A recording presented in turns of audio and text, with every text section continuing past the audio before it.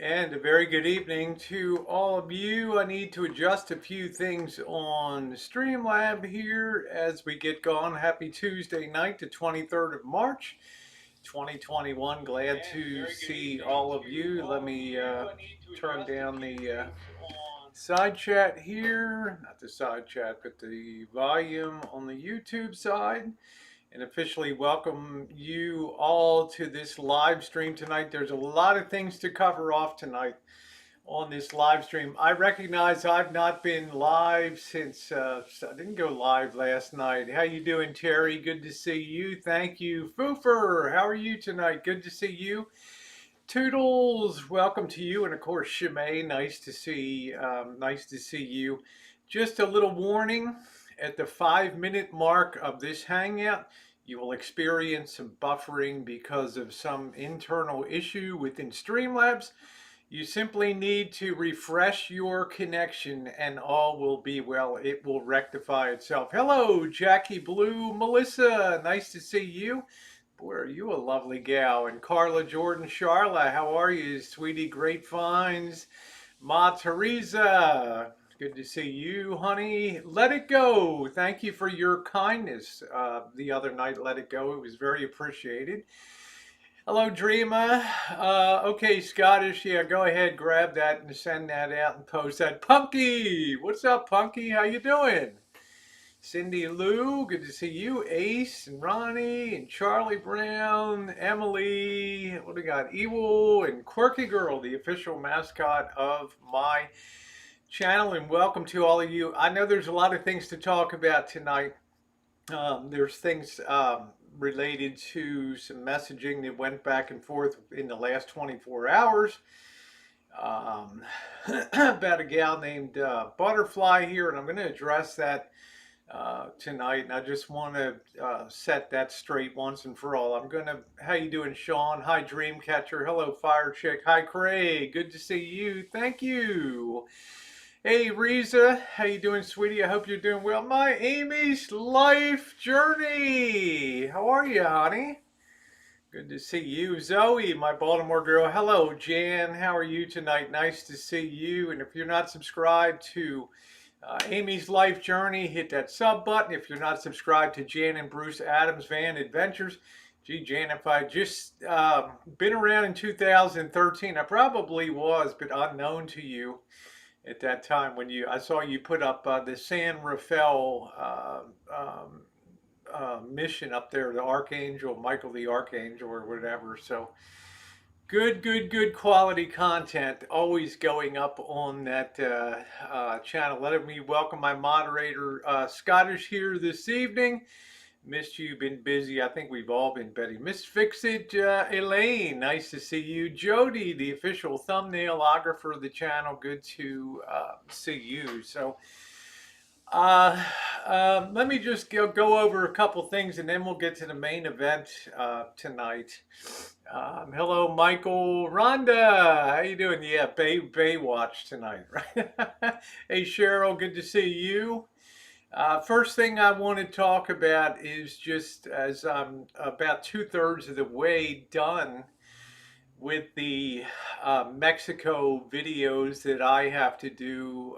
Late last night, I finished up another night in Tijuana, which is a follow-on to my original one from October of 2019 called A Night in Tijuana, which is somewhere over 100,000 views on that video. So I expect this follow-up one to do quite well. I've also have a video I put up today that's we made a wrong turn in Tijuana, and boy, did we end up in an area that was almost beyond belief. It's impossible for a camera to capture all aspects of something, because I always said one thing that's missing: you have your eyes, you have your ears, but you have no sense of smell, no sense of taste when you watch these videos. And when you go through some of these neighborhoods, some of the things that you'll notice, hey, Jesse, Scott, how you doing? Hey, Yogis, hey, Monkey Boy.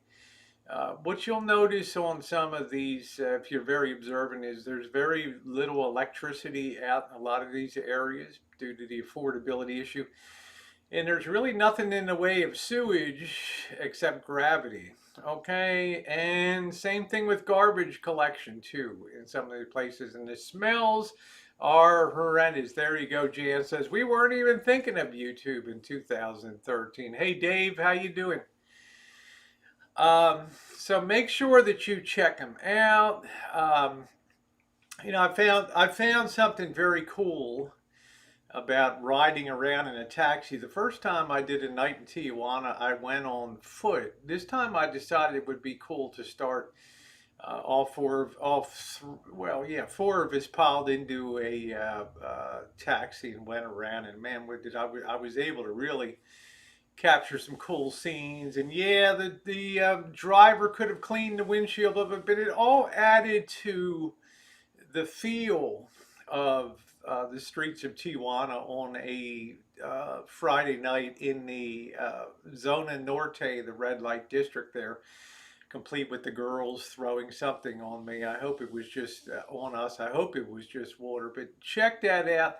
Also, check out We Made a Wrong Turn. I think that you'll find that very interesting there. There'll be more content coming, more restaurant reviews, a trip to the border park, which separates the United States and Mexico. And not a lot of people ever see it from the Mexican side, and it's very interesting. And although quarantine measures were in place, it still made a great trip to see the beach from the Tijuana side, to walk the streets, to have a nice lunch down there. So there's more content coming on the channel. Hello, Sunny Girl. Good to see you. If I missed anybody out there, I apologize. There's a lot of things to go over tonight. We just passed the 5-minute mark here, and just refresh your connection if you're having problems with Streamlabs. It always happens. I'm probably one of the last people that uses Streamlabs here on YouTube. Well, thank you, Lucky Beans. I really appreciate that. Yeah, the Streamlabs is like Big Ben. It's always on time with its problems. And for a app that's so technologically advanced, where you can tie in text to speech, and you can put maps on, real-time maps of where people are, and have them in there. You can show your pulse on an Apple Watch. There's so many things you can do, but they can't get the basics right on it, and I really don't like that. Hey MJ, how are you? It's good to see everybody in here tonight, and I'm sure we'll build up as we get to the main event. My main takeaway now is that I've now reached the stage in 2021 coming up on the channel. I believe next week I'll be doing the third and final part of the installation of the Pergo floor, the huge great room down on the first floor of the Boss and Janet's house. And they've changed their house significantly. They've converted to downstairs now. The carpenters have been there. They've framed in the windows. They've hung a door. There's been work that's been done in the family room area, closing in where the TV used to sit, so a bigger TV. There's a lot of things that are going to be done, and this is going to be the capper on the whole project. So I hope that you guys will be along for that. So I imagine that's going to take 3 to 5 days next week. In the meantime, I want to finish knocking out trip videos and get some other things done and jam in a little work time. How many people have gotten their stimulus, huh? Not me yet. I never tied it back. First time I got a paper check. Second time I got some kind of plastic card with a very nice eagle and flag on it. So I have no idea what I'm going to see this time. Yeah, I'm very excited to, when this is wrapped up, they will have painted, put down tile, put down new carpeting, put down new flooring, converted a downstairs open little den area to a downstairs bedroom. They've done a lot of work and poured a lot of money into this job. I'm getting ready to price out luxury vinyl flooring. There you go, twin. I haven't gotten mine yet. So that's what's immediately coming up. Will I do some things this week? Yeah, hopefully, if I can get these rest of these I judge there's about 3 more videos to come out of Mexico, and then the final one is that horrendous 3-hour boarding crossing that getting back into the U.S. It actually took longer than 3 hours, about 11:15, maybe 11:30 till 3 a.m. It was horrendous. Yes, I do want to write a song about it when I get my guitar, put it to words, and maybe do a music video with all of that video footage there. It would be pretty funny. We don't get the free one. Hey Priscilla, how are you? Good to see you tonight. Okay, so that's coming up there. The second thing is, I've had some blowback about the lack of streams lately, live streams. And I've kind of cushioned the way over the last year in particular by expressing my opinion that YouTube is not a big fan of live streams. And I'm not convinced that they're the best thing for growing a channel, which I've always been interested in doing, is growing an audience for the videos. Okay, it's very fun, it's very interactive. And I never intend to dump out live streams. I usually intend to go live once a day if possible, or every other day. Okay. It's just a reality. When I went back and was looking at things on my channel, I noticed that the live streams had very little growth in viewership. Yes, they're good for the immediate here and now. They're good for a good, like, crack burst of views, and then they die. They just die on the vine, and after a week, they're like a week-old fish on the counter. Nobody wants it. If you put up content like Mexico and other travel adventures, how-to things, construction, renovation jobs, things like that, YouTube loves that stuff. They understand how to promote that. They understand the context of those videos. So it's very easy to push them. They don't get the context of live streams, nor does somebody that comes in new into the channel 3 months from now.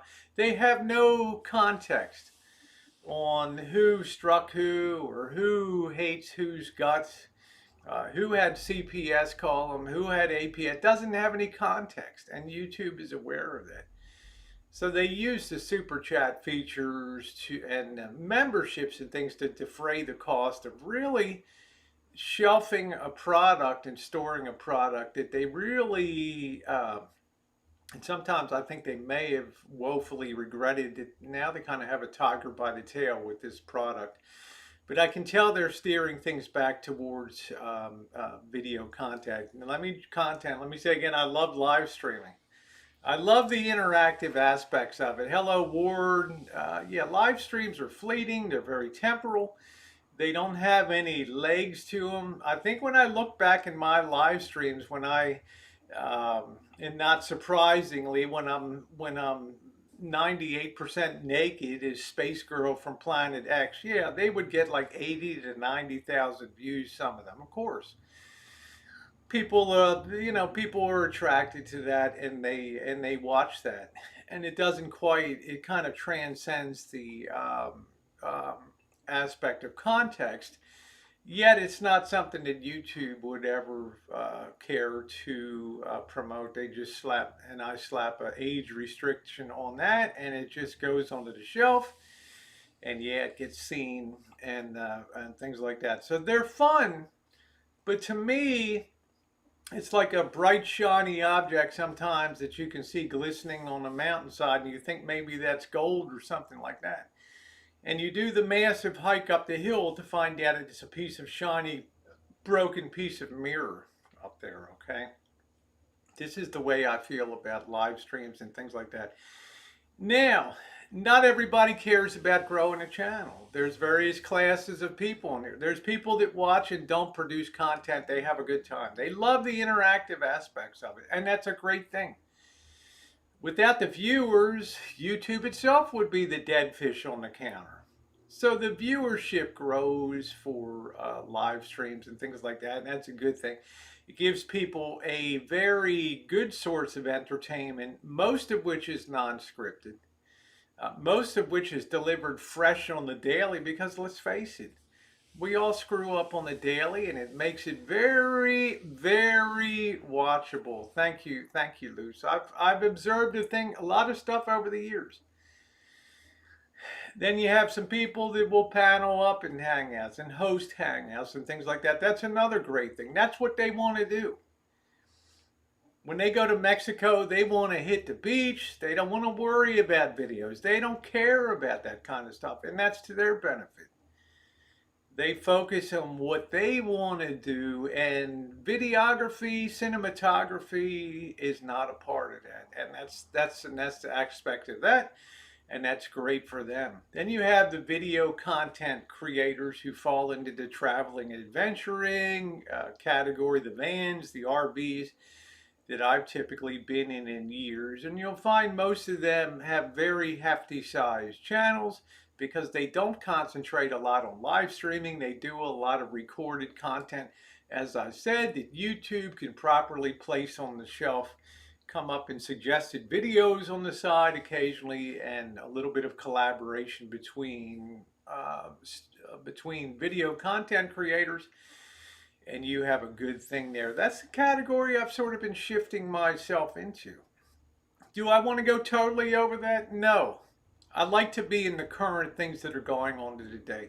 Hey, Laura, I like to voice my opinions about what's going on. And as per usual, I'm somewhat in the thick of things over the last few days. Well, probably the last week, 10 days, because of a high level person, relatively well known person's channel being terminated. And yes, I get tagged with that.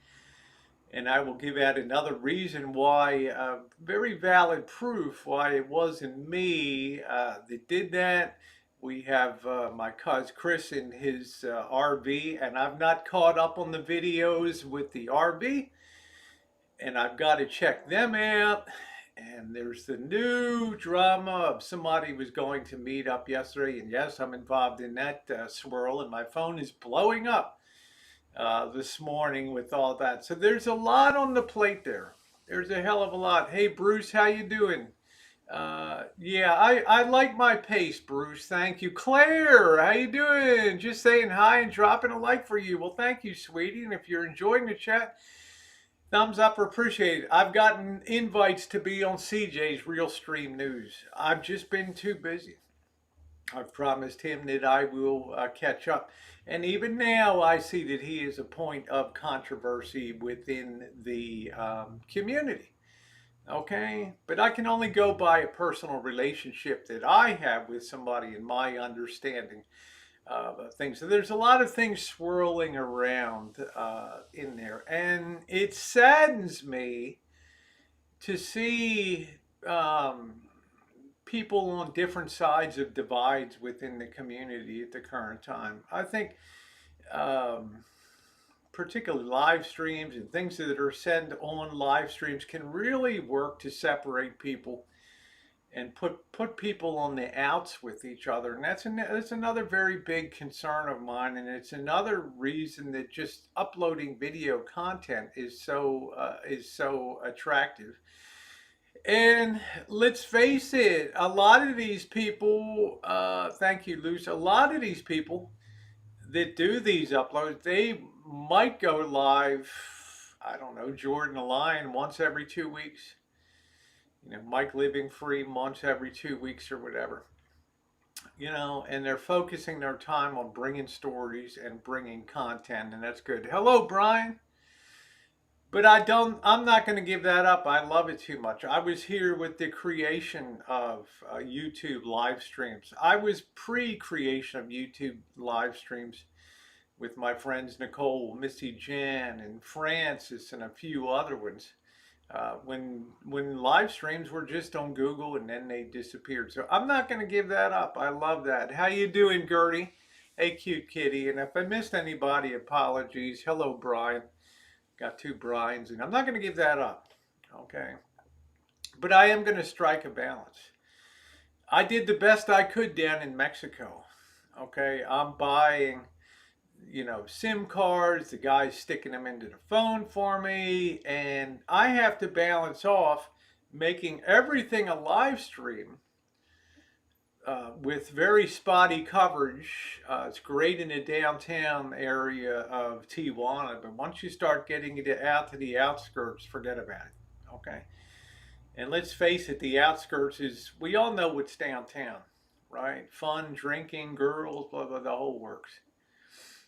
But I was very blessed to have Kev TV, and we pushed the envelope to the outskirts, and we were rewarded with the oldest cemetery in Tijuana, which was surprising. The making a wrong turn and GPS going haywire, and presenting a side of Tijuana that few people will ever see down there. And it was a really, really eye-opening experience. Hello, Linda Harper. Yeah, I've been on YouTube for a long time, Robert. Yes, I have. I'm starting my 8th year. Had an army brother die in a Mexican jail, and I don't want to end up in there. Okay, and taking video from a taxi is a good solution versus walking the streets like I did the last time in October of 2019. Walking down those rows of girls and having a couple confrontations with the Metro Police of Tijuana and things like that. I don't want to end up being booked into a Mexican jail. Okay, that would be a story in itself, and that's not a way to go viral that I would really like. Okay, when Cab TV comes on and says, "Man, you wouldn't believe it, Rosie's in lockup in Mexico right now. Her court date is scheduled for June 5th." Really? Wonder what kind of shape she'll come. Wonder what kind of shape she'll come out with. What's up, Alan Gold? Here comes the official channel, Wet Blanket. Thank you, Simply Wicked. So I apologize for the lack of live streams. Between signaling and my wish to get content, I did try to go live once per day, but I figured if I can balance that off with bringing some restaurant reviews and some good travels and really get to know that area, then it would be all well and good. And subscribers are responding to that.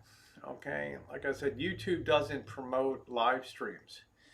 And if you look at live streamer channels, they're very slow growing because they're usually going to attract people that are into that topic matter or drama and things like that. Pushing video content out is really the way to, to get yourself noticed on YouTube. And that's not changed over the years. Yeah, I regret overdoing it in 2015, 16, 17 in terms of live streams. But hey, that's why. Yeah, June 5th, but what year? The horrors of the jail in Mexico, 2025. Ooh, wah, wah, wah. Ooh, wah, wah, wah. Ooh, wah, wah, wah, wah. La da da da do, wah, do. Do do do do, boom, boom, boom. I have to kind of laugh. Yeah, KM, we see your dot there. You're here. Yes, KM, you have arrived. So I love these people that pop in. They post a period to see if they're blocked or not on the channel. So that's the way that's gone. I will continue to be veering more on the side of content now. And if I can go to places like Tijuana, which I plan to do, I want to make 2021 the year of travel. It should be a fantastic year for the channel. And for those of you who want to be along, yes, live streaming will not die here. And I've said it before and I'll say it again. If you're not subscribed to the Rosie Murphy channel, the sister channel to this one, then I would suggest you sub there because I do want to do more of my live streams as Black Bigelow does here. Black Bugatti, and you may know him by several of his different names. He has one channel that's dedicated for live streams and one channel that's just dedicated for recorded content, and that seems to be very good. Yeah, who needs a music track when you got me? Wah wah wah wah. I can't wait to do my song to the border crossing. That's gonna get. Are you still doing baking on Fridays? No. I just find on this platform that that's kind of wasted. It's fun content. My intention is still to start up the OnlyFans. There's only so many hours in a day where I can do Space Girl, where I can do baking and some more adult oriented content, not nudity, but more adult, frisky fun over there, and have a good time. But there's only so many hours in a day. So that will be coming if I can just stop the flow. Remember, I'm still working now, and waiting on my stimulus check and all that. Yeah, there we go. There's the other Rosie O'Kelly there. Good evening, Rosie O'Kelly. Yeah, fake promises. Yeah, we don't know what the fake promises are. Maybe you can enlighten us on one of your other 50 channels. Thank you, Sharon. Uh, just everybody's a critic, right?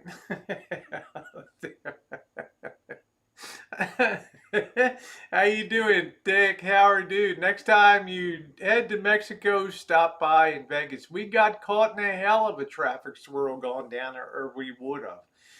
Okay, let's get to the. So there's the channel update on there and what's coming up. Let's get over to how you doing, Kay? I appreciate it. Thank you. Let's get over to talk about a few things. Okay, I'm having a lot of people ask me my opinions about the RV that Chris has bought, Rich Life Road Trips, and I'm going to be honest with you guys. There's a lot of stuff swirling. I'm out making content and things. I'm trying to preserve my data, and I'm not watching a lot of videos down there on YouTube. So I'm really behind on that. But the basics of it, people writing me, he's driving too slow, tell him to speed up and things like that. Look, he's driving a 30-foot RV.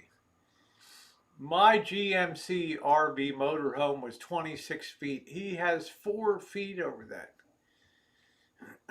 What you guys don't realize, hey Garrett, when you drive an RV of that length, you're going to have what's called tail swing on that.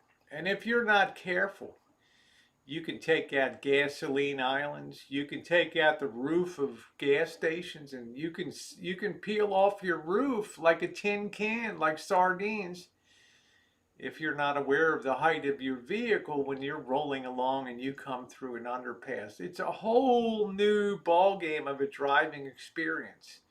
And what I want to tell you about it is, yeah, Cheryl, it may in fact be a money pit, but it fulfills the dream of his. So we have to roll with the dream part right now. Okay? The aspects of an RV is, I'm guessing that thing comes in at about 12 tons. If my 1989 Coachman camper van that I had, a year older than 88 Coachman camper van, a year older than Elvis Travel's unit, came in at 8,500 pounds or something, you know, that was 19 feet. You know that 30-foot sucker is coming in somewhere around, 20, maybe 18,000 pounds, or you're talking about 9 tons on that vehicle rolling down the road. You cannot stop that RV for nothing. Okay, you can't do what happened in Pennsylvania. You'll have no control if somebody pulls across the highway, pulls in front, and if you have to brake, you'll be lucky if you don't flip over that rig. You have to about triple your following distance and be aware of what other people might do on the highway, because the thing has no Jake brake in it. Okay, it has no engine braking capability. Yeah, no right to make those. People are proud. Yeah, we didn't say they weren't proud, Big Daddy, did we? But you can think what you want to think, and you can troll up all you want, brother, and you can make anything that you want out of something, which is just a mirror on society. And did I make any commentary on it? Did I make any negative derogatory comments? No, I never did. Although you probably wish I would have, I didn't. My job is to gather and report and video and present to people. And if you don't like it, move on. That's the bottom line about that. I don't even drive our van. I thought of driving something as I would be walking. Yes, for me. 15 to 20,000 pounds. Yeah, thank you, Kevin. The commercial avocados. And good to see you, Junkyard. Donnie says, I was in the RV business for 5 years. I have three or more RVs that were over 30. And also, it's not fun driving. It was so bad for me. I got a great offer from a guy that went to dog shows for the GMC RV, laid cash on the barrelhead, gave me a really huge percentage profit, and I took it. Why? Because you tried pulling out onto this road with cars parked on both sides and lunatics and no visibility. And if people pinch you in tight in the driveway, you have no swing room to get the hell out. Guess what? You ain't going anywhere. Okay, it's brutal. I said, you know what? This GMC has got to go. I'm not going to pay to put it on a lot and things like that. I bought the Coachman camper van, and I still felt like that thing was driving a tank. And I said, whoa, this RV stuff is not for me. Little old Rosie, probably a van or something like that, is more suited to my style because I'm not the best driver in the world, and it scares me to make turns and other things in those huge RVs. Although I know you're no problem. Twin thing, I don't have any problem with that. Say a lot of game playing going on people with the anger and upset cards. Yeah, I don't know. We're going to tear into that in a minute.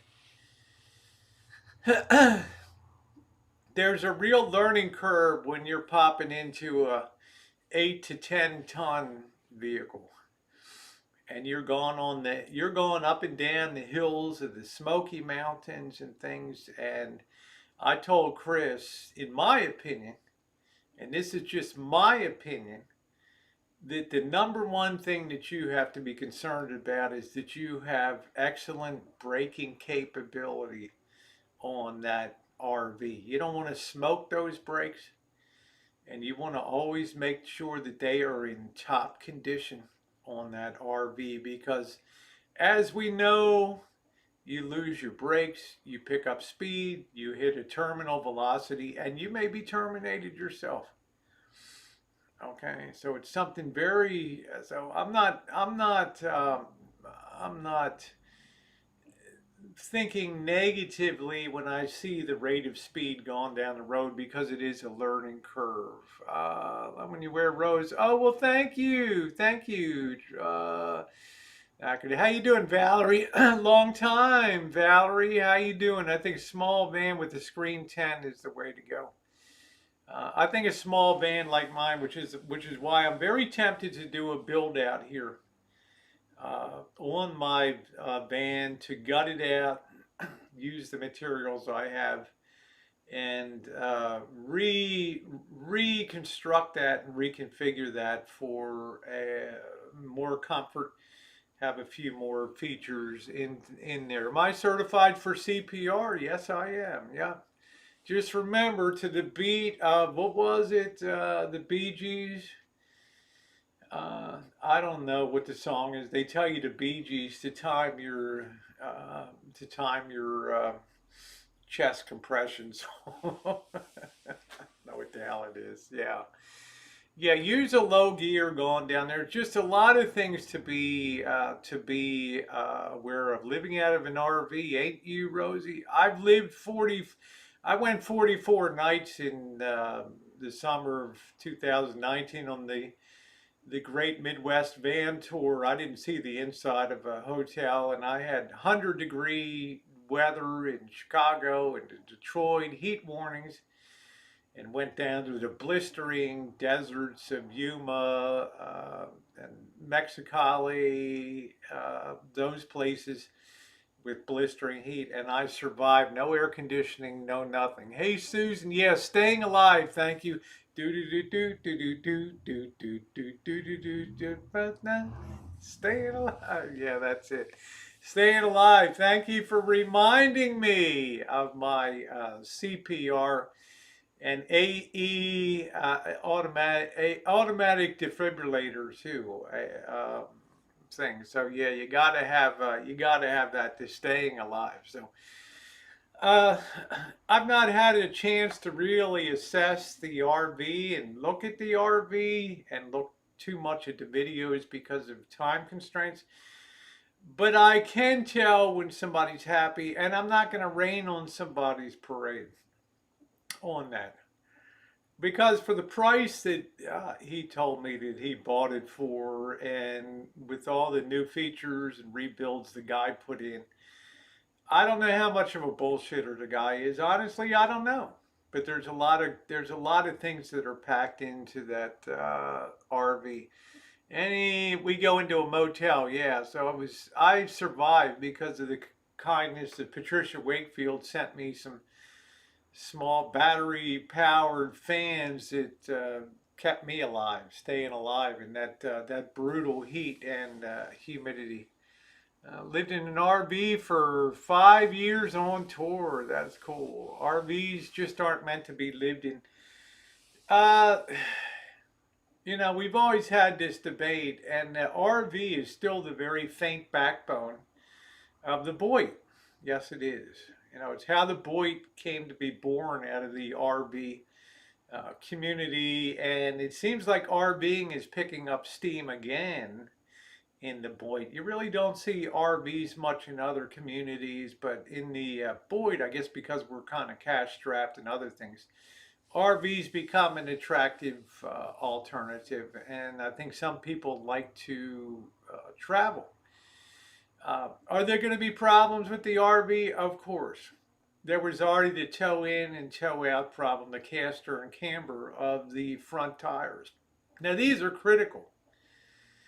These are called steer tires, and if you blow a steer tire on a rig like that, go Google RV accidents and things and RV tire blowouts and things. And a lot of time you'll see them over on their side, crunched against trees, crossing over median strips of highways and things like that. The steer tires on the front are the most critical tires on that RV. I wouldn't even let them get close to the point where I had a deficiency in tread and things like that, because that could save your life one day. Yeah, that's right, Bruce. Thank you. Yeah, my favorite is Airstream. If you can afford it, great resale. They hold their value well. There's a mystique with them. Oh, that's good, Rhonda. You saved your sister's life with CPR. Good for you. Kudos to you. The thing with you, you need to have funds to maintain and fix it. It shouldn't be a knee-jerk reaction. Um, there may have been a little bit of that, Cheryl, but there's also the reality of the times that we've been living in with the pandemic. Is when you go to buy RVs, and Chris had this experience a couple times when he saw some likely candidates. They were sold out from under him almost immediately. They're moving pretty fast out there. And it can get very frustrating. Two of those men is still even the fans. I know, Jan. I just had to suck it up. And I'm not sure, but you're very interesting. I just subscribe to you. I'm not a dude, Atlanta. You're just here to troll, but welcome aboard. Um, but what I was saying is, if Chris brings the rig out here, and we've not talked about where Chris is going. I've never told anybody ever what to do on a YouTube channel, ever what they should do. When they ask me, I offer an opinion. But I'm not the kind of person to come out and critique. I'm not the kind of person just out of the blue to offer feedback. Now, yes, we do put our lives out in public here. That's true. So that is open for commentary and discussion. And I get that. And that's a very valid thing. We can have opinions about that. I would guess, it's hard to say at this point in time. But I think the main concern, because this RV is probably sat for a while, is the immediate thing is you got to check the roof, the seams on the corners, and you've got to make sure these rubberized roofs need to be recoated every other year or so. You take a top-down approach to all that stuff. You would lubricate the window slides. Okay. You look at the things that aren't functioning. I don't think the cruise control is functioning now, right? The backup cameras seem to have issues and something like that. Fuel consumption will be a huge issue. Okay. As I said before, in my opinion, when people get big RVs that are heavy fuel consumers, they start out with big travel in the early years, just like boating, people with big boats. They start out with the intention, oh, let's take it down to the Bahamas, or let's go down to Key West for wintertime. Let's take the inland waterway. And they go down there and they look at their fuel bill at the end of the year and their hair stands on it. So over time, their circle of travel gets smaller. It's like a whirlpool sucking them in to the marina where they sit on the back of their cabin cruiser, their houseboat or whatever, and they drink cocktails on the weekend. And maybe they go out for a little 1 hour cruise on a Sunday evening in beautiful weather. Maybe, maybe not. Most RVs over time end up sitting at RV parks or sitting next to houses or on properties. And their scope of travel gets less and less and less as the realities of operating an RV come to pass. So will it be expensive? Yeah. Dave Dickey says, I wonder if Rich Lace even kicked the tires. The tires were in good shape. What was not in good shape, for just that gross vehicle weight sitting on those front tires, is going to exert the kind of force that's going to make those tires over time, because of gravity, and the tires will start to have toe in. And all that wear will be concentrated on the outside, the outermost tread. And we've seen that happen on that. Yeah, Ronnie, I can't really speak about subbing and unsubbing. I don't get into the mechanics of what people do on their channels. And we'll get into the main event here coming up. But I wanted to just let you know that I've not really had time to even look at it. Okay, I can't even tell you what the interior looks like. But I hear things, people will say there's bugs inside, there's bed bugs, there's roaches, there's mold. There aren't many RVs out there that aren't going to have some of those issues, and you can add mice to it and things like that for people that park long term at RV parks and places like that. You must have deep pockets for boating and RVing. Been there. I did. I was just a family member on a crappy houseboat that was a nightmare. Right, it had a Chrysler 265 or whatever with an inboard, outboard. It had an own-in generator, and we were just forever breaking down, pulling cylinder heads and blowing head gaskets on. It was a nightmare. I said, I'm never going to have, how you doing, Em? I'm never going to have a boat. Right? I'll bounce along on the front of somebody else's cabin cruiser or speedboat. That's fine, but I'm not going to have my own boat. I determined that. That's probably why I was attracted to RVs. So lots are stored because they only use maybe 3 times a year. That's the norm. That's right. That's right, Donnie. Those big RV who go south. Exactly. They're meant to drive somewhere, be stationary for 3 months, and then come home. The other problem too is RV parks are becoming very expensive. If you're just traveling, oh, maybe I'll just pop in here. Whoa, why $80 a night? Man, I could stay at the Motel 6 for $69 a night. Bye. Right. I mean, they're really starting to stick it to people now. That's what I say, Carla. For the price that was paid for it on first look, and that very powerful V10 Triton engine, which could pull a tow car behind that, by the way. That's how powerful that engine is on that vehicle. You could have a tow car behind that with no problem at all. A very, very strong engine, very strong transmission. Yeah, the Tritons had a few problems here and there. It's not a design that's really carried forward, but it's a very, very powerful engine. So stick a shoestring budget and travel. That's exactly right. And Jane and Bruce Adams have the conversion van, which is my ultimate goal, to have that, to have a conversion van like that. Now let's get into the drama aspects. Something I rarely address here on YouTube. I'm still getting blowback about the termination of the Elvis channel here on YouTube. And I'm going to add one further piece of info that'll kind of seal the deal of why I wasn't involved in any of the shenanigans regarding what happened to that channel. And I will repeat again, people don't terminate YouTube channels.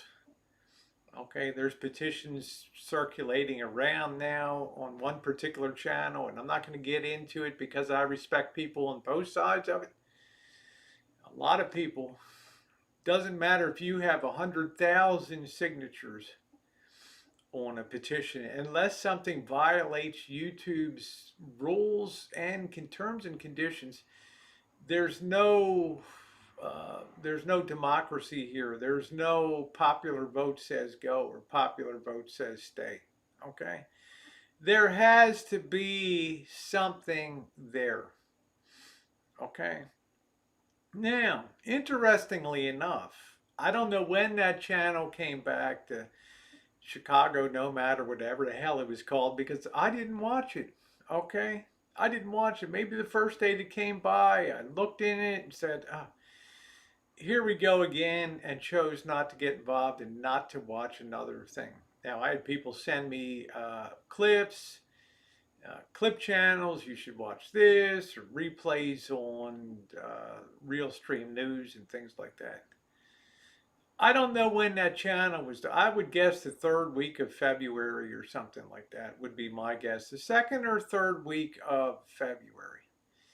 Well, guess what happened to me on March 1st, as usually happens every March 1st. The old glitcheroo of demonetization hits. Okay?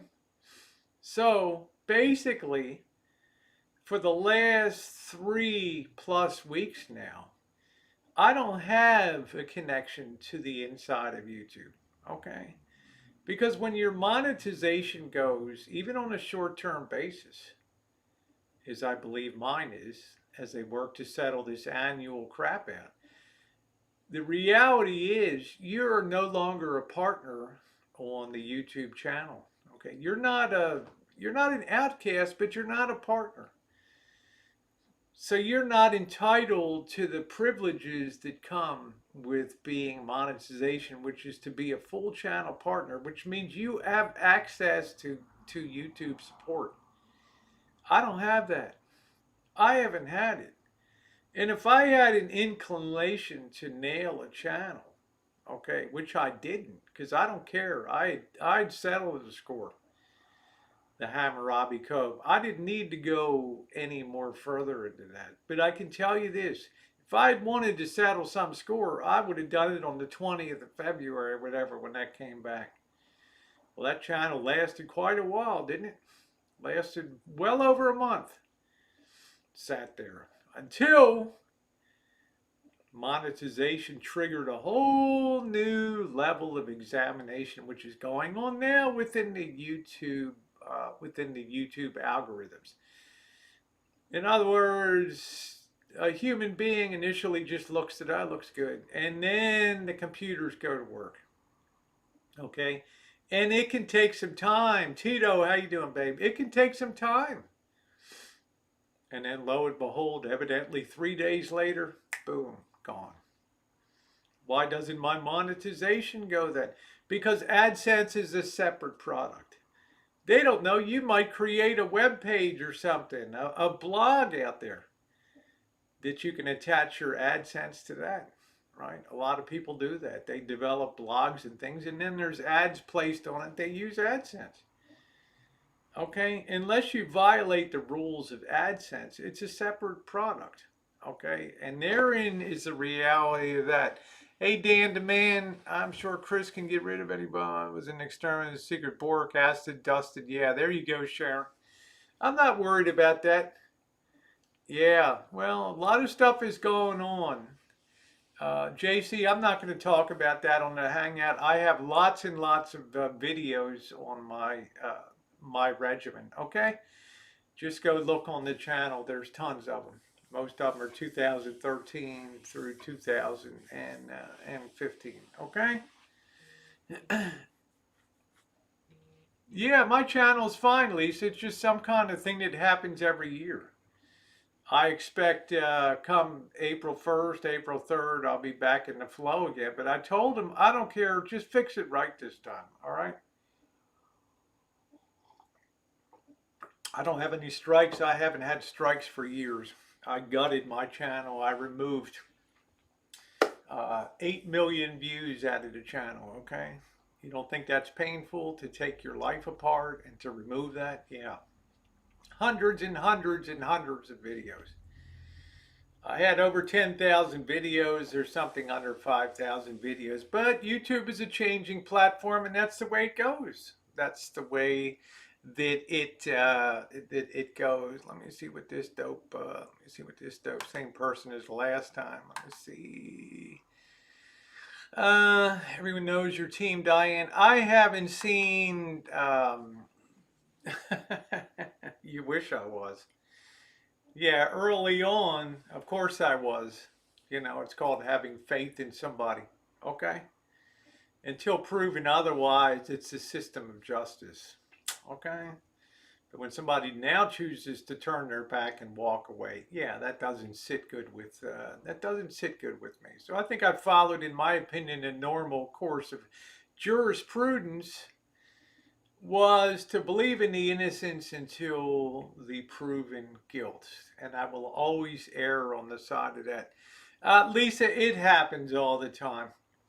Maybe because of the body of videos or something like that. But I don't have the least concern about that.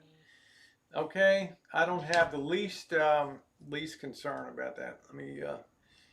Let me turn this off here.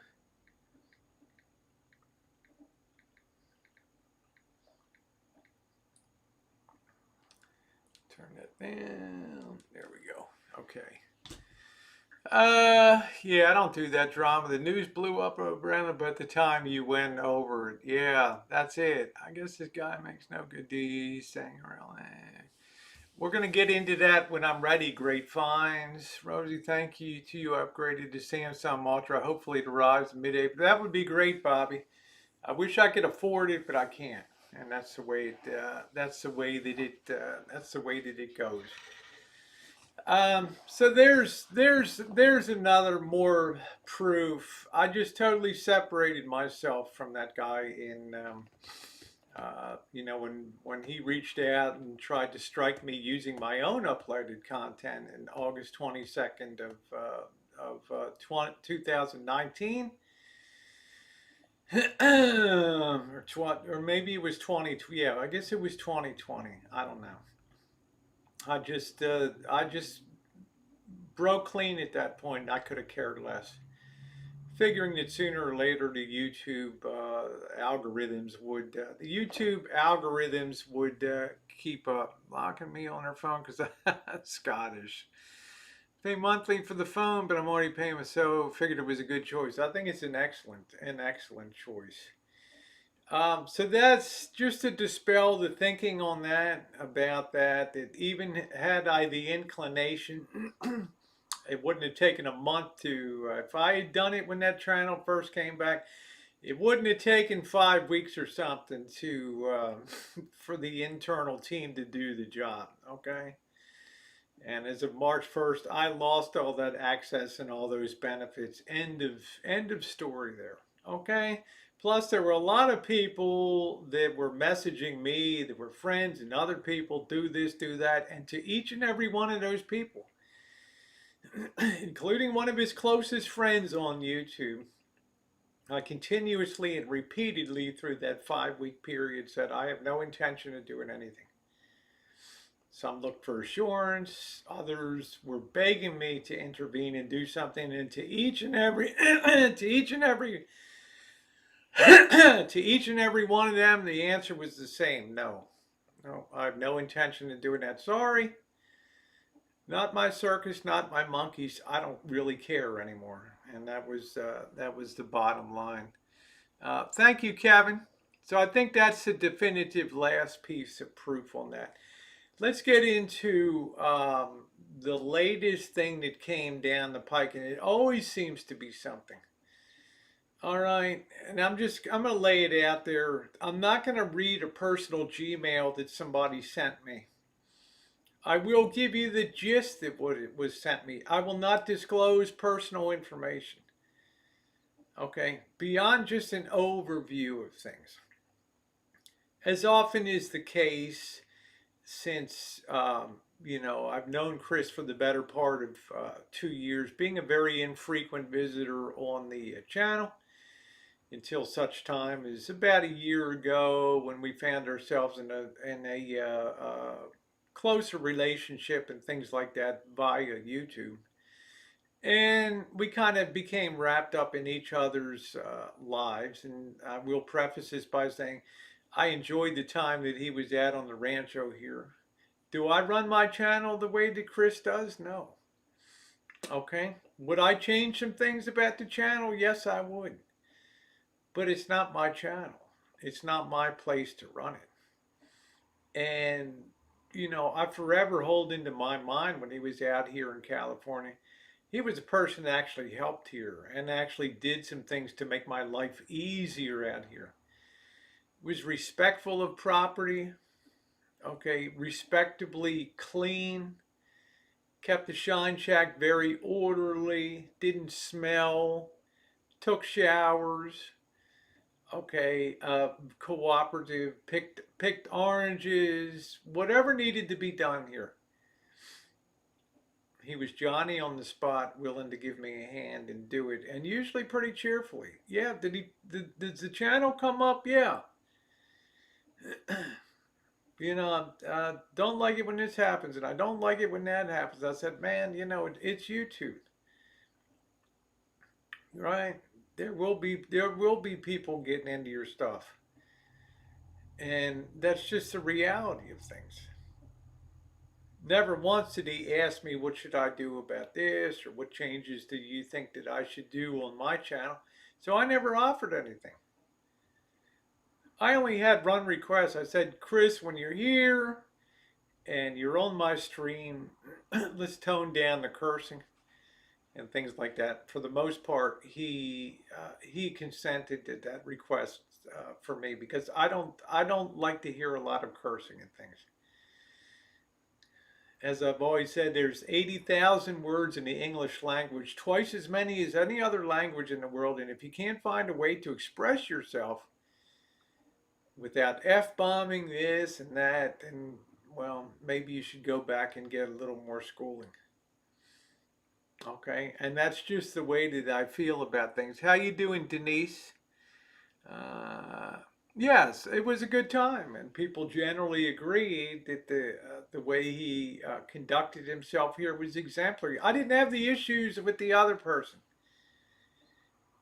He was a willing participant in things that I wanted to do. Hey, how about this? How about if we go for a chooch or go to Five Guys? Yeah, I can walk that. Much to his regret later on. In other words, he did not realize the pain element of walking 6 miles or something like that. But he did it. Okay, and what I told him is, I'll take you to the Golden Gate Bridge. I'll take you out to the Pacific coast and things like that. I'll make it worth your while to be here because you've been a good friend to me.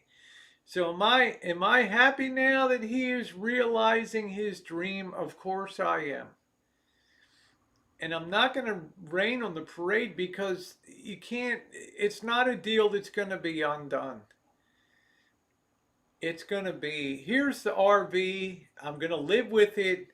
I'm going to make it comfortable. I'm going to try to keep it in good shape. Yeah, there's going to be maintenance on it. There's going to be some initial issues that need some adjustment. There's going to be some heartbreak stuff along the way, but these are things that every RVer deals with. Let me give you an example. There was a guy I've followed for years. I'm sure Jan Adams knows him here. Chris Travels.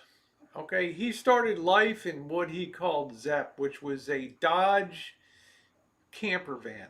And he went up to Alaska and he had such a good time. And he had a girlfriend and he said, you know what, I'm going to buy an RV. So next summer when I go up to Alaska, and I don't know whether he worked in restaurants or what, I know he didn't work in the fishing industry. I think maybe he worked for the national park. I don't know what the hell the guy did.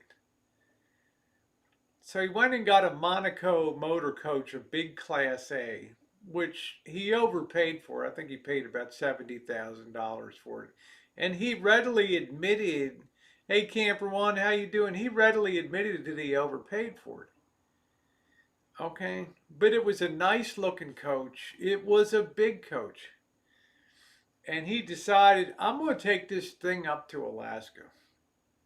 Okay, by the time he got up to Alaska, in that well-built Monaco coach, that rig was about half a bucket of bolts. Because when you're driving down the road, walls are where they're mating are going up and down and things are rattling around. Okay, he thought he would save on rental expense in Alaska, which I guess, how you doing, Missy? Which I guess is expensive.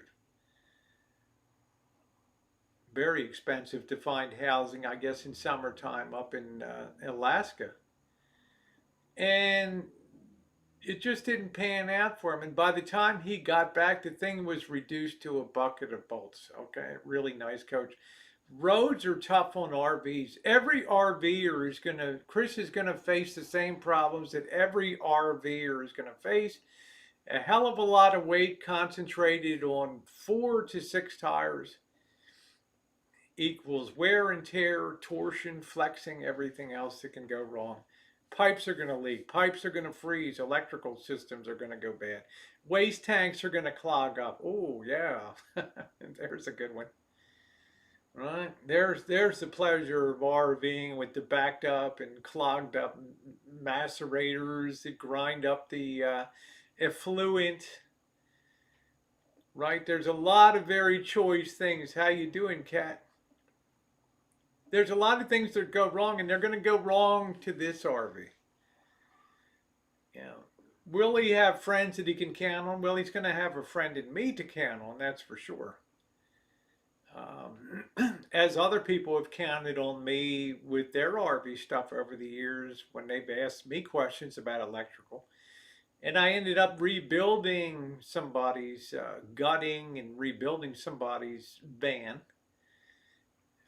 Yeah, I will be there to help as best that he was with the railroad as a waiter. Okay, thank you, Jan.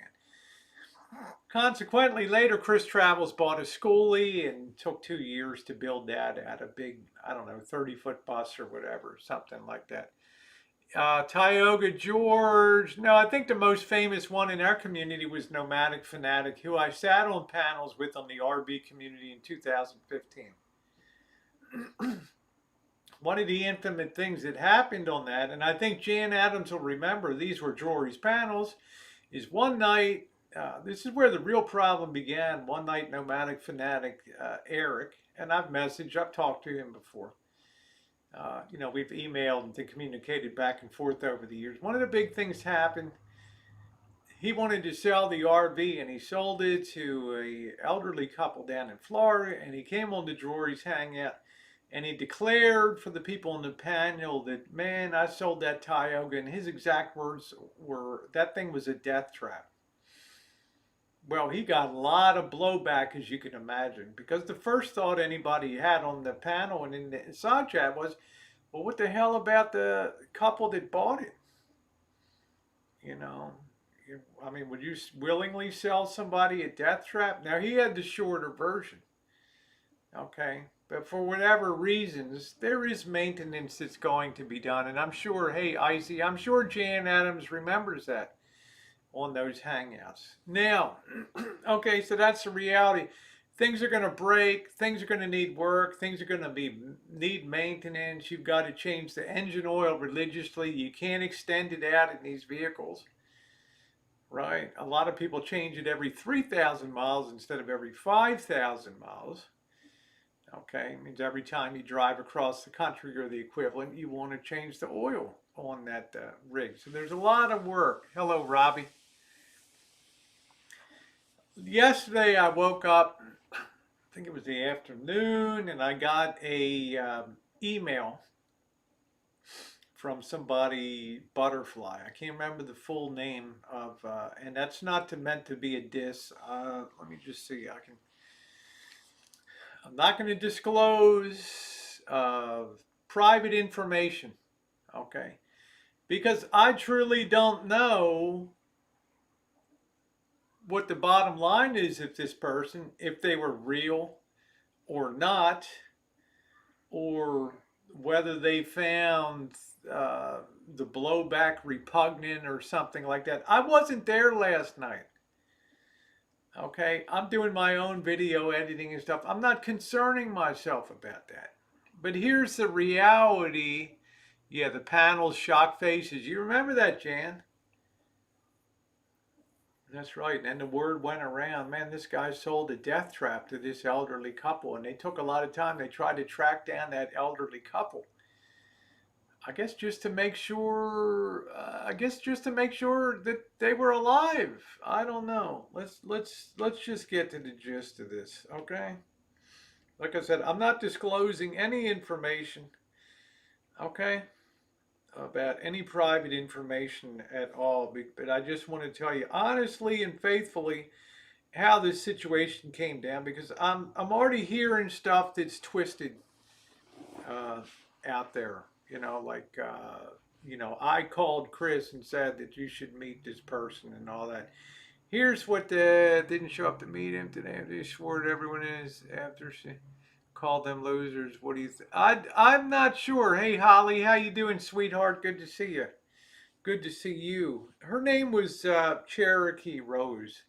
And that's all the identifying information I'm going to give on that. She mentioned that she lived in the Knoxville area, which that's common knowledge now. And she offered to help out, Rich Life, as best she could. She talked about how she loved my channel and how she wanted to try to help Chris. She then gave personal phone number. She also gave a personal address, okay, and noted that it was a nice neighborhood to live in. And she said, I'm here to help, and he can stay with me if need be. She's familiar with the area. And then she talked about some of her personal responsibilities. Um, it's not often that people have written to me and immediately given me contact numbers, immediately given me home addresses. So, okay, so I take that information and I think that she says, could you pass that along? Well, Chris had called yesterday morning. I was still asleep. We are on a 3-hour time difference between us. It wasn't until 5 p. It wasn't until about 4 p.m. in the afternoon when we talked. And he mentioned Cherokee Rose first. Okay, I didn't even mention it. He said there's a woman that wants to meet me up in this area, Cherokee Road, Cherokee Butterfly. Yeah, I don't Cherokee Butterfly. Sorry. Okay. Okay, Cherokee butterfly. All right. And I said, "Oh yeah, I was reached out to by this person." And um, he said, "Well, I think I'm going to probably go up and maybe meet her." I said, "That's cool." And at that time, I specifically, Holly, my mom is here, right? I told Chris straight up, if it was me, I would meet her, and I would, based on the amount of information that was disclosed to me. A couple things might happen. There might be some confusion about multiple Cherokees here, okay? And I don't say that tongue in cheek. I'm just saying, you know, looking at it from a statistical and probability point of view, it's pretty. The correlation of somebody Cherokee contacting me and then 12 hours later somebody named Cherokee shows up in the chat, there's probably statistically almost an impossibility. So I'm guessing it was the same person. But this person seemed to be a person of substance to me, okay, and still does. Now, a couple things might have happened. I wasn't there last night, but if she has followed Chris's channel for a while, nothing about the side chat or the way that Chris conducts the channel should have been a surprise to her. You know, the trolls, hey, Bowhead. Uh, I don't even know, Bowhead Sully. I don't even know. I don't even know. My big question would be, did Chris disclose the name of the person before he actually met? I don't know.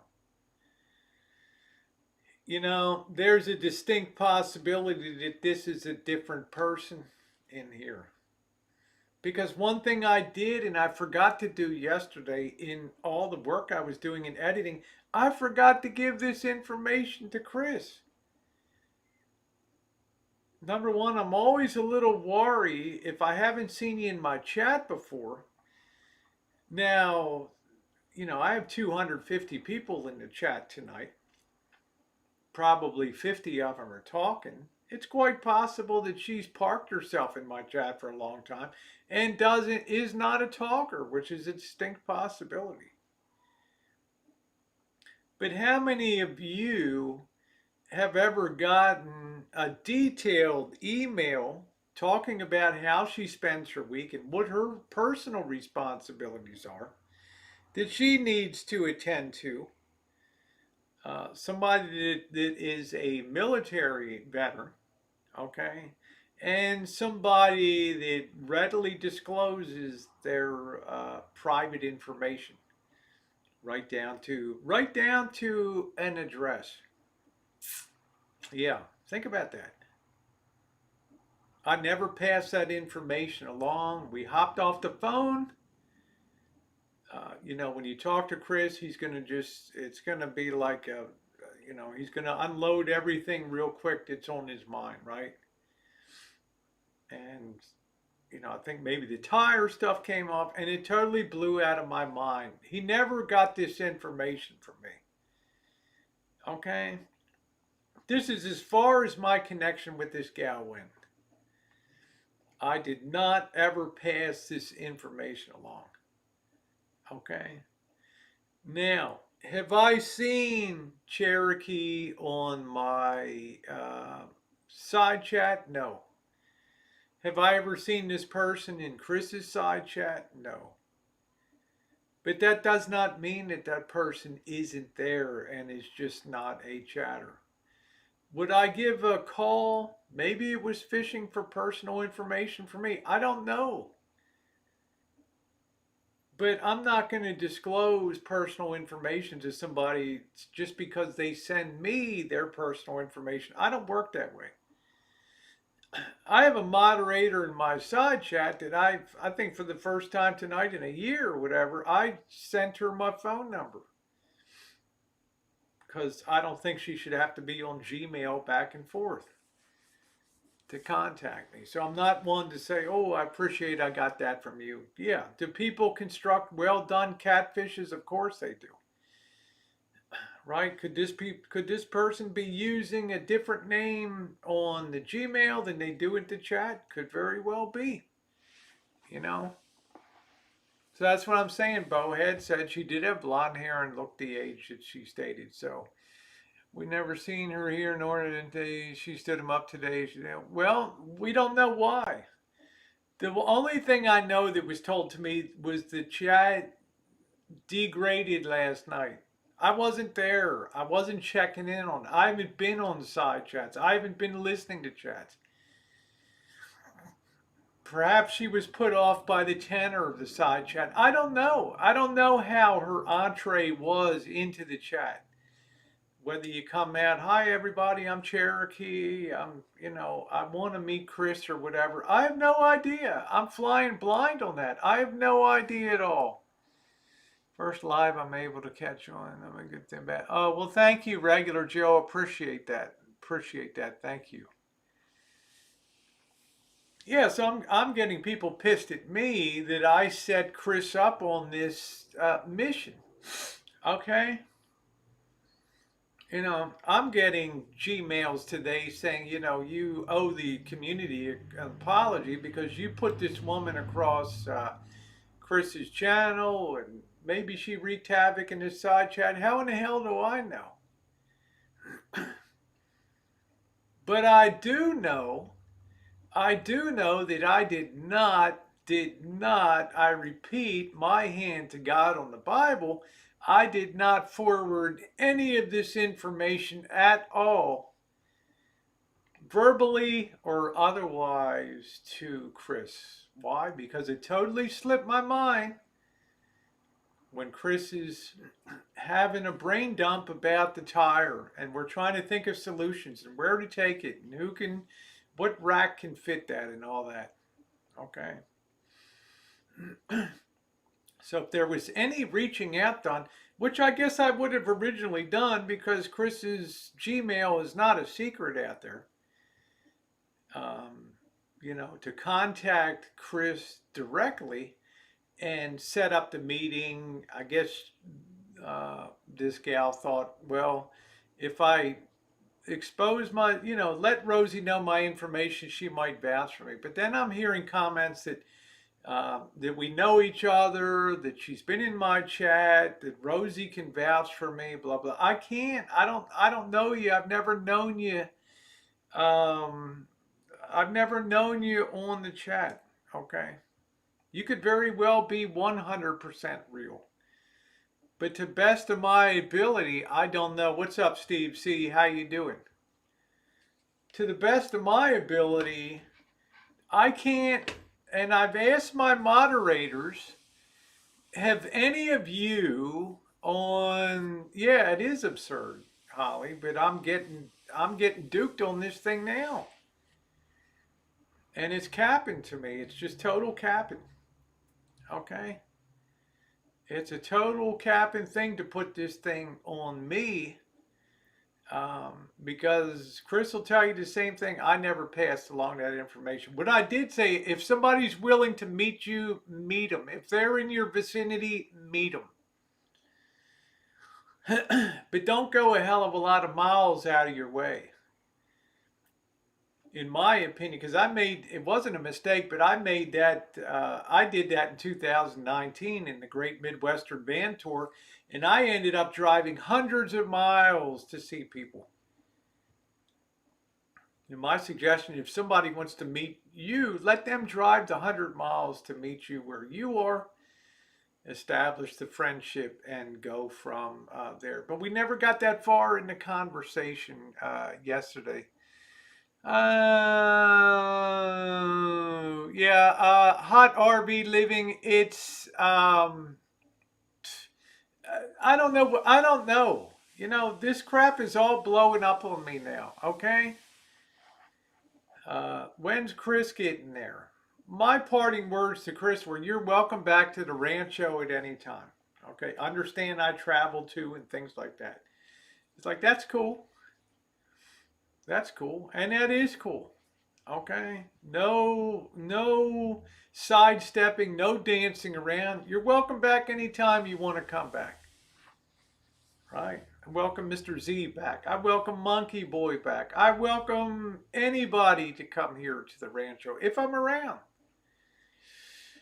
Seems like good, good hospitality. Her channel was made on March 4th of this year, which threw up red flags. Okay, so yeah, and if she used my name a lot, then that was very disingenuous. Okay, because I don't know her. But some people go to great lengths to set up this sort of thing where, well, I gave Rosie all of this information so she can vouch for me, and that'll make it a better thing. I've had women send me, dozens of topless pics and stuff that are it's just catfish stuff. Okay. A couple of them pass this along to Chris. I want him to know I'm real. I don't participate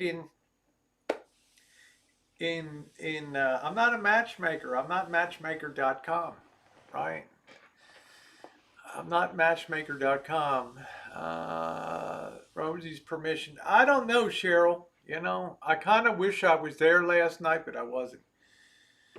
Now, evidently the woman disappeared from the chat, when Chris tried to contact her. There was no response to the messages. That pretty much seals the deal. Okay, either one of two things happened. The person was real and they got very offended. They might have set up a secondary account so that they had a little bit of a so-called Chinese wall between their real YouTube channel name and this one has come. I don't know. I don't know what goes through people's mind, but the thing I want to assure you guys is I never passed along that information, and I've never seen this person in my side chat. And furthermore, if the account was created March 4th, that's further credence that they haven't followed my channel. Okay? I just don't know. So, if you don't find them on a chooch, if you don't find them on a chooch, it's not worth it. Okay, so she deleted her comments and at the Rogers. So you know what the other thing? I never bothered calling. I never bothered Googling the address on Google Earth because I really didn't care. The woman sent me a very nice, detailed how she spent her time and all that. And if I thought about it and remembered, I would have been passed it along. But when Chris jumped ahead and said, hey, I got contacted to meet somebody tomorrow, hey, like, man, I would meet her if you're going to be in the area. Back and listener, oh, she was on the phone as well. So I don't know. I don't know. Yeah. And that's the whole truth and nothing but the truth. So I guess I'll go back and listen to the. It wouldn't be the first time. When Chris was here, there was catfishes all the time on things, and I don't get involved in it. So you can go back and okay, all right. Bumblebee, she's obsessed with me. I don't really know her. It seems to me she was more interested in meeting Chris, and that's fine. Some people may want to develop another account to shield their main account or something like that on YouTube. I don't know. In other words, there could still be some truth to this whole thing, okay? But because it's not directed at me, I'm not going to verify I'm not going to pick up the phone and call. I'm not going to go on Google Earth and look up something. It's not my business. Okay? And evidently when we talked, Chris already had a contact number. See, somebody did come on panel, right? Somebody did talk on a phone. So I have to have to respect that. Makes for funny because you guys stay downtown.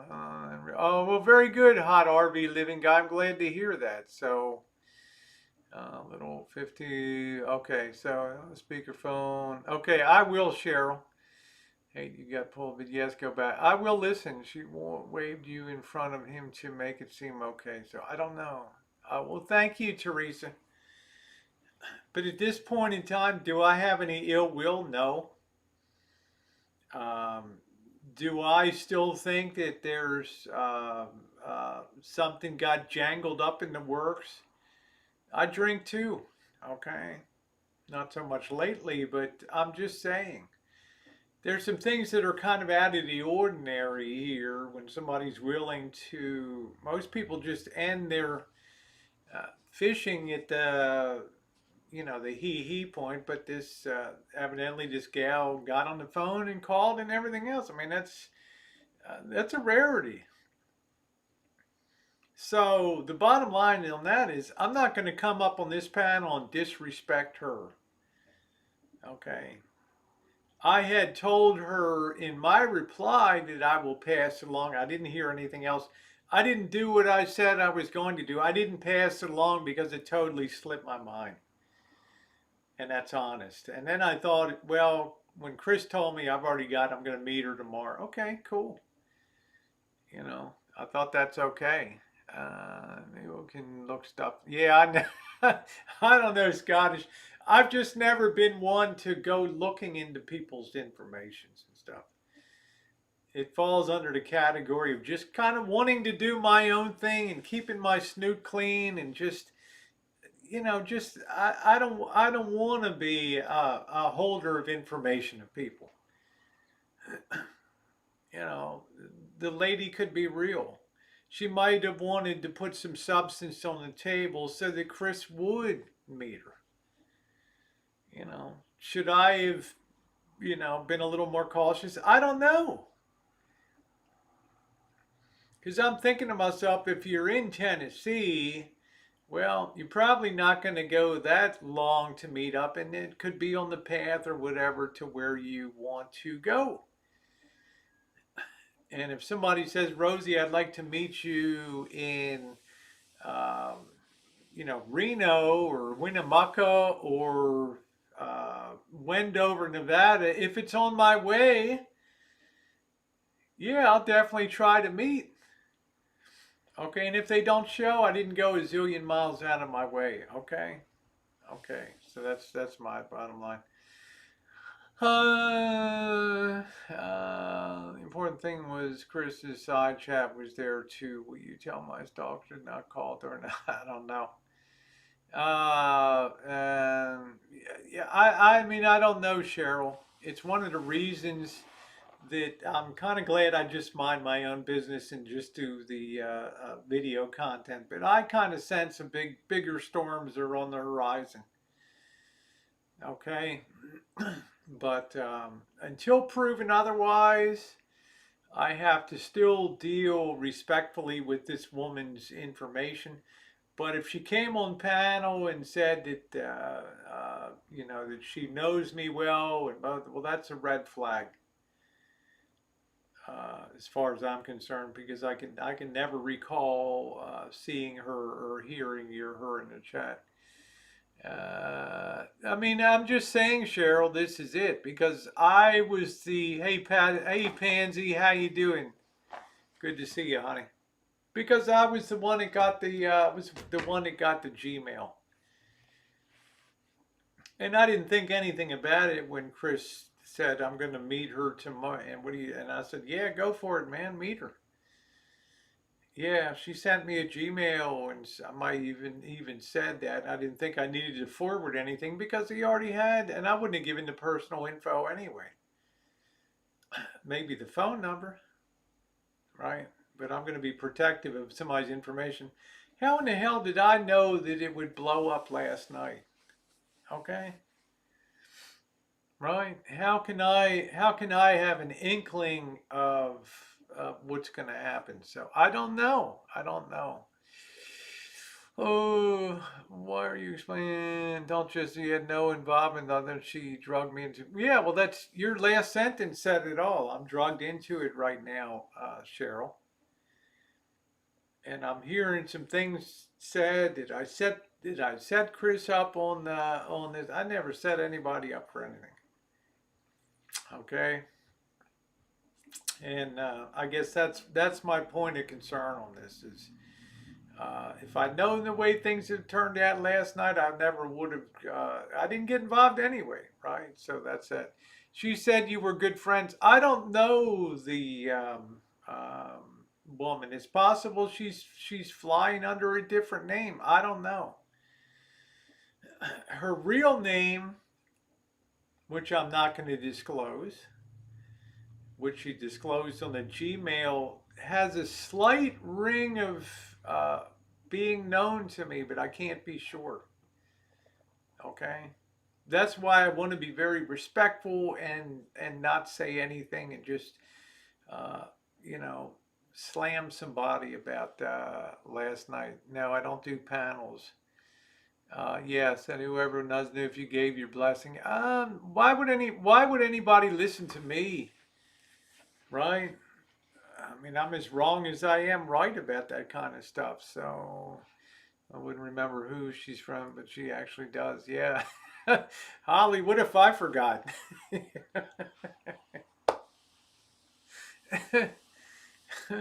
What if I forgot, right?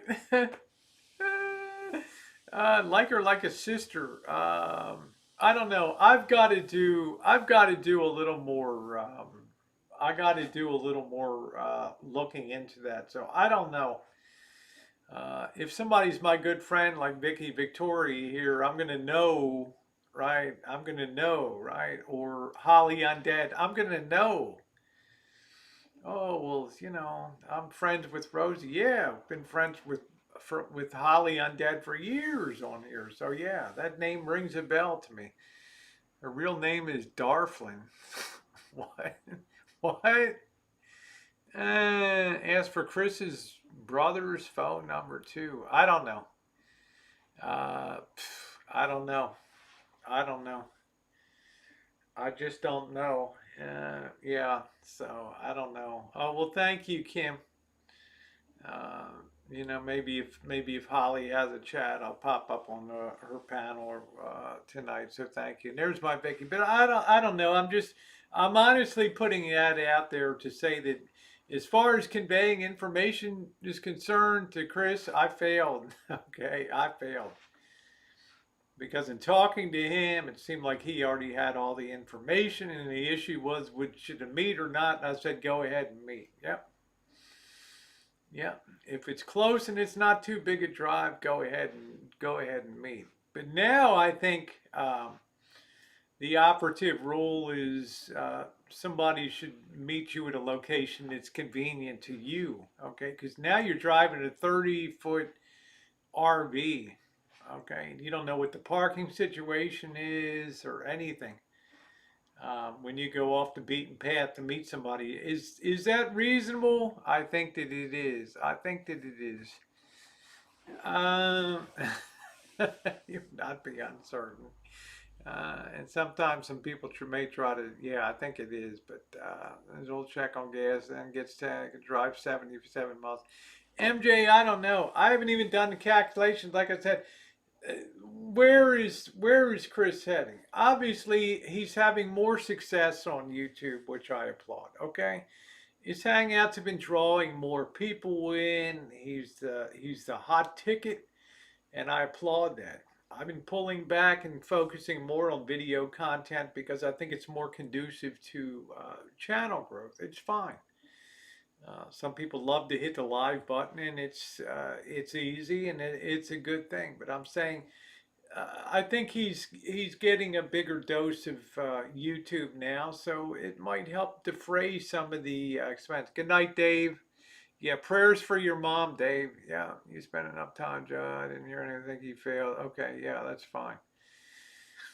Uh, oh, okay, Sharon. I don't know. It's just I guess somebody was playing on there. Going to Montana or Yuma. Well, I would meet him down in Yuma if he went to Yuma. That would be fine. I have a goal to get back to Yuma anyway and get in the sunshine and everything like that. So I mean, If he's going to meet in Yuma, I would take off and get down to Yuma. I would see Tara on the way passing through and make it a point to spend some time with Tara and stuff and go down to Yuma. I know Yuma like the back of my hand. Uh, could take Chris into Los Algodones and all that for the first time. People come to me about your. I don't know, Holly. I don't know. I'm not skilled in the drama stuff. I don't know what the hell is. I don't know what the hell is going on. I don't know. Yeah, Pansy's going to be the hot. Yeah. Well, Pansy, you may very well be. You have to stay at a place everybody gets a huge, huge ego. I don't know. Um, at the end of the day, it's YouTube and it's social media. There's a lot more yardsticks, I think, for um, success in life and accomplishment in YouTube. But I'm not one to make that judgment about the way that people feel about that. Ronnie says, I always feel like I have to say what I want on Chris' channel. I get kicked off. Well, Ronnie, I mean, it's just knowing the parameters of the channel. Stupid thing. Focus. There we go. A little better anyway. So, we'll see. Like I say, is it the way that I would run the channel? No, but if he wants to meet up, I mean, I'd love to go spend a week in Los Algodones and down in Yuma. I think that would have a lot. You'd have a lot of fun. It's relatively flat driving out there if you're coming across via 40 or whatever, and then dropping down. You can go I-10 or even 8 once you get further west out there. And there's a lot of very interesting border towns too. And I would pop them in my own van and yeah, re-hit Mexicali and Los Algodones and Tijuana. So ticket or maybe Yicky. Yeah, you bring it on shaking your tatas, right? I don't know, huh? I don't know. I just don't know. But I did want to dispel that. I also wanted to talk about the termination of the other channel and that I didn't have any interest, inclination, nor power to do anything that wasn't on an equivalent basis of anybody else's ability to do anything. And to tell you the truth, I didn't really care. Okay, I'm not built that way. So Yuma is a desert, but it's a lot of fun, Pansy. You've got Los Algodones over there. It's got some great food. I'd probably go down and get a teeth cleaning and check up and all that. You picking up you, the fat guy in there? I was screaming about. I don't know, Glenda. I don't know. I guess when I got there, hey Jay, how you doing? I guess when I got down to Mexico, I guess that really triggered, uh, you know, uh, Elvis in a major way because that's the living out the mongering dream, which is, I don't know. To me, it's predatory and um, it's it's not a good tale in life. You know what I mean? I'm a monger, and yeah, I don't know. And triggering seeing a night in Tijuana, another Friday night in Tijuana, and those kind of things. It's going to be very triggering for people. But once again, I don't set the terms and conditions of YouTube. Okay. You can report till the cows come home. You can sign petitions from here till doomsday.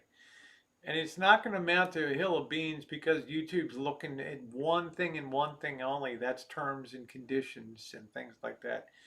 I can't think of anybody that was ever removed by petition on YouTube. And that's not to disrespect the efforts, but just the reality of things from the YouTube side. Well, that's it, Holly. It's interesting that the stuff hit the fan because I'm not a partner at the current time. I don't have an inside track. That's gone since March 1st, okay? But obviously, something within the monetization, the AdSense, in the verification process just came up, boom, and you're done. Um, but for somebody to sit there and say, I don't know, I have no idea why it was terminated, it's being disingenuous, okay? It's not being truthful. We all know what the event was that led to immediate termination without going through the strike system, okay? YouTube judged that to be so egregious and so against the evolving standards of YouTube in 2020 that they didn't even go through the warning strike and the three strike system. They just knocked it out of the ballpark, grand slam. Okay, cleared the bases on one shot. Rare. Not so rare now, though. Okay, so if you can't think about that event and think, whoa, what was the triggering event on that? Right, really? And then when you choose to continuously try to bring new channels back and they're getting wiped out by the system, there's a message there. And then there's the false information that even if I bring back a non monetized channel, I'll be in good shape. No. Or hide my face or wear a Nacho Libre mask or something like that. I mean, I can't tell anybody what to do in life, but, you know, maybe it's time to pull back on the stick and pull up, pull up, pull up, whoop, whoop, whoop, pull up, pull up. Okay? It's done, it's over.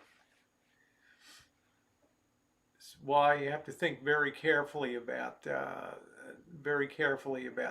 So, yeah, that's right, Holly. And then to the point of striking my own live stream and using it against me, chooching in Milwaukee, right? Imagine my shock. And then creating other fake channels to go after the same, in the hopes of securing three strikes at one time. It almost worked. Did tip it over for a few hours, right? Yeah, it wasn't just that, Holly. And I'm not going to get into the other realities of things on here. Strong Cardinal where he got terminated. Cheryl, I have a different theory on that based on the name of the channel. Um, I'm not gonna go into that here. So I keep thinking channel getting his I'm human. I don't know, Teresa, how would be suggested because it's gone. Just so I've got the green. I don't know what Red Street that's all about. Doesn't make any sense to me. Yeah, they don't, and they've tightened up dramatically this year. We've seen people just get wiped off for one event or whatever. It's the way it goes. It's the way it goes. Um, yeah, so it's been over 100 minutes here now, so I think I'm going to close out, keep this short, sweet, and to the point now. I don't know if Holly's going to go live tonight. It's good to see her in my side chat. I would make it a point to try to come over and say hi um, to her. I don't do too much in the way of panel action. There's no slighting to anybody else, but she's here. I never heard why D isn't around. I don't know, Lucky Beans. You know, you'd have to go on his channel and ask him. So, what details do you need, honey? What details do you need, Scottish? So, oh, you mean in regards to Harvey? Um, uh, I don't know. I don't know. There's a lot of tomfoolery on you. A lot of people deserve a good bath. Be safe and wear masks and things like that. So, I don't know, but yeah, Goof, yeah, fire up a stream and I'll come over and say hi to you. So, Yeah, a little bit of time to get a drink or something like that. Thank you, Jody, my official thumbnailographer. Good to see you, Pansy Gronsky. Have a good night. So, Holly wants this goof over there. So, yeah, yeah, yeah. So, in the meantime, I wish you all a very good night. Continue to mask up. We're not out of the woods yet. Risa, good to see you, sweetie. Thoughts and prayers for you, my friend Rolf. Okay. Please keep Rolf in your prayers. Shemay, good to see you, and anybody else that's hurting out there. Thumbs up are most appreciated. If you would just take a couple seconds to do that, that would be awesome. Thank you to my wonderful moderator core. I appreciate that. So with that, I'm going to close out and bid you all adieu. Thanks, everybody.